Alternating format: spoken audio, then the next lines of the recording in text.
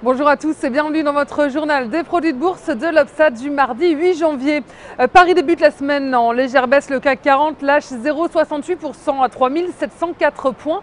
Après l'accord à l'arraché sur le mur budgétaire puis les créations d'emplois globalement positives aux États-Unis, les marchés européens se tournent maintenant vers les résultats d'entreprise aux États-Unis qui commencent aujourd'hui avec Alcoa à la clôture de Wall Street.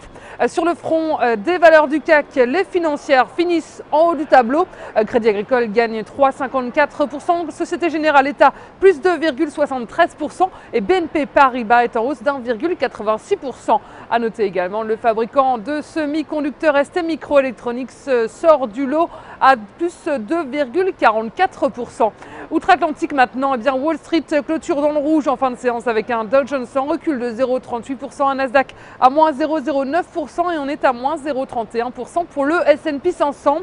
Prudence, c'est le mot d'ordre sur les marchés avant la publication des résultats trimestriels des plus grandes entreprises américaines. Et si on n'a aucun indicateur majeur à l'agenda aujourd'hui, le reste de la semaine s'annonce plus animé. C'est le géant de l'aluminium Alcoa qui, comme chaque année, va donner le coup d'envoi des résultats demain. Aujourd'hui, après la clôture, il sera suivi de Monsanto et d'Apollo Group. Les analystes ne se font pas d'illusions, ils tablent sur des résultats mitigés, à l'image des résultats du troisième trimestre avec peut-être un léger mieux.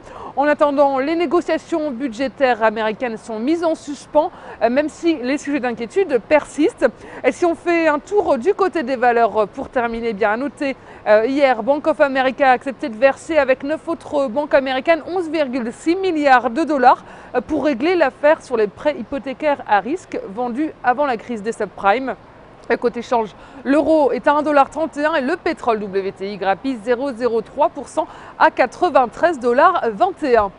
Aujourd'hui, on s'intéresse au groupe de communication Vivendi. Graphiquement, le titre consolide sous la résistance à 17,40 € et se rapproche désormais d'une zone de support matérialisée à la fois par la moyenne mobile à 50 jours haussière et par une ancienne droite de support horizontal.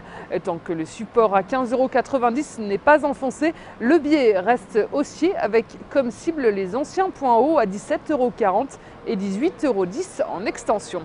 La stratégie qui vous est proposée pour jouer cette valeur, c'est l'achat du Warrant Call Vivendi à 3458 et d'Unicredit au prix d'exercice de 15 € et d'échéance 6 septembre 2013.